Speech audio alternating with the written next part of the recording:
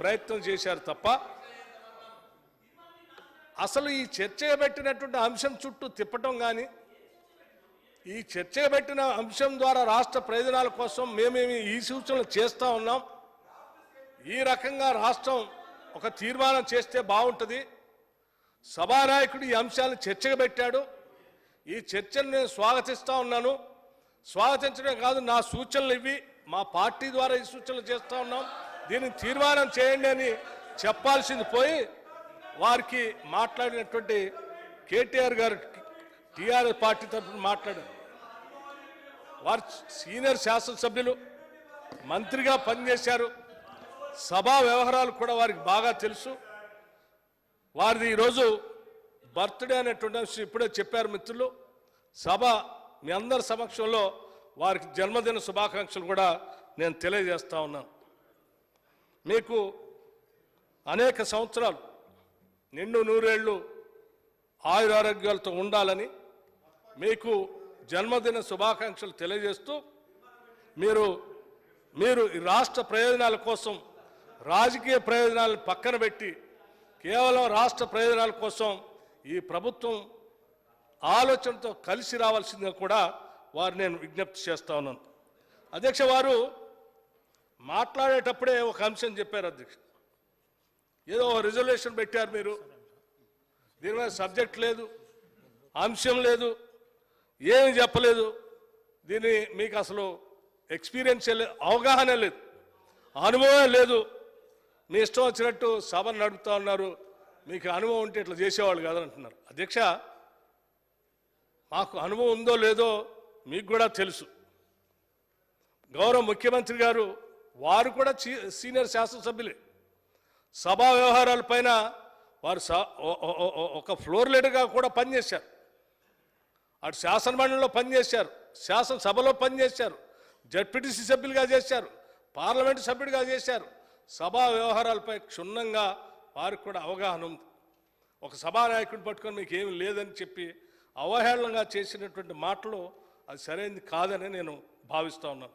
ఎందుకంటే మేమేమో తెలియక పెట్టింది కాదు, లేకపోతే మాకు వ్యవహారం మీద అనుభవం లేక కాదు. నేను చెప్తా ఉన్నాను, ఈరోజు మేము ప్రజెంట్ చేసింది, ఈరోజు బిజినెస్లో క్వశ్చన్స్ అండ్ ఆన్సర్స్ తర్వాత గవర్నమెంట్ రిజల్యూషన్ అని చెప్పాం. గవర్నమెంట్ రిజల్యూషన్స్ తర్వాత కూడా బిజినెస్ ఉంది అధ్యక్ష, స్పష్టంగా చెప్పాం. మరి ఇదే విధానాన్ని ఆ రోజుల్లో 2014 14th జూన్ సాటర్డే రోజు మీరు కూడా సభా వ్యవహారాలకు సంబంధించి ఒక రిజల్యూషన్ పెట్టారు అధ్యక్ష.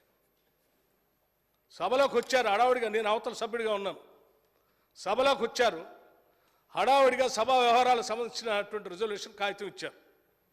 కనీసం మేము అంశం చెప్పి చర్చకని పెట్టాం, మీరు ఆ రోజు అంశం చెప్పి చర్చకు కూడా పెట్టలేదు. మేము కేవలం రిజల్యూషన్ పెడుతున్నాం అని చెప్పి బిజినెస్ ఇచ్చారు.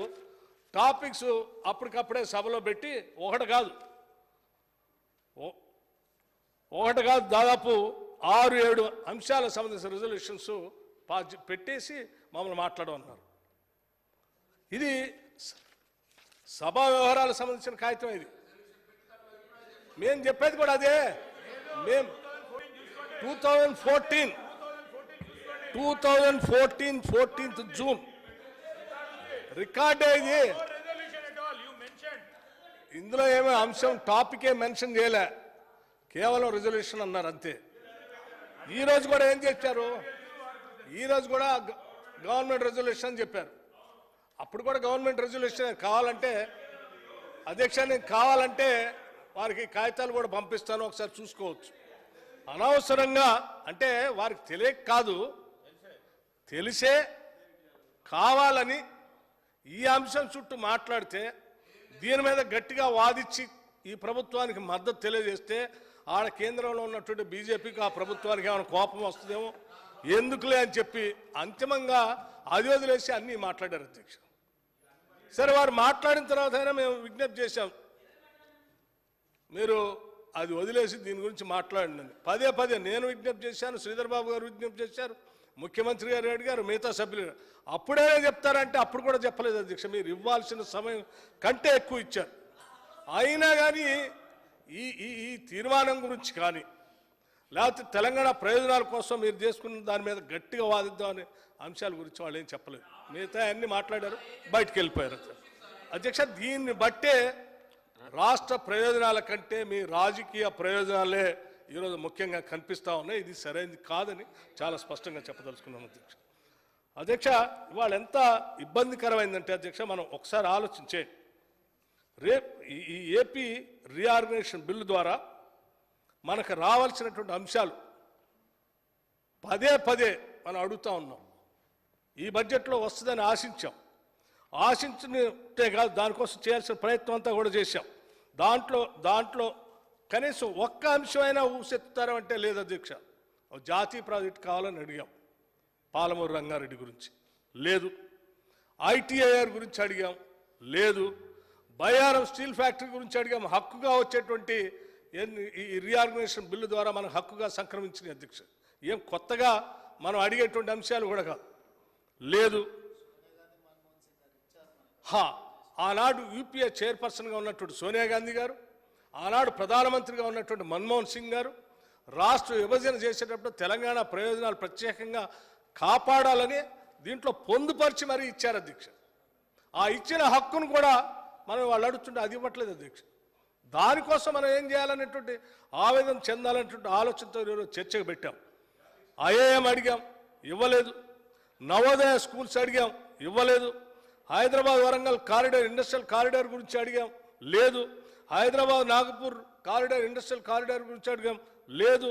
డిఫెన్స్ హబ్ ఉంది, ఇక్కడ ఫార్మస్ హబ్ ఉంది, ఫార్మాసిటీ హబ్ ఉంది, వీటికి సంబంధించి కావాల్సిన క్లస్టర్స్ ఇవ్వను, లేదు.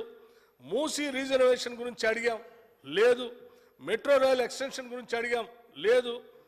అట్లాగే ఏది అడిగినా ఏది లేకుండా పోయింది అధ్యక్ష. ఏమిటిది?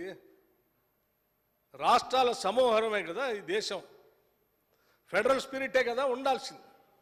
ఏదో మా దయాదక్షిణ మీద మేము ఇస్తున్నాం, పంచుతున్నాం అని మిగతా వాళ్ళు మాట్లాడుతున్నాం. ఎవరి దయాదక్షిణలు అవసరం లేదు అధ్యక్ష. రాష్ట్రాలు అందరూ కలిసి పన్నులు కడితే ఆ పన్నుల రూపేణ అక్కడ పోతున్నటువంటి డబ్బుతో, అందులో వచ్చినటువంటి బడ్జెట్తో ఈరోజు స్కీమ్స్ తయారు చేసి ఇస్తూ ఉన్నారు. ఎవరి దయాదక్షిణాలు కాదు ఇక్కడ.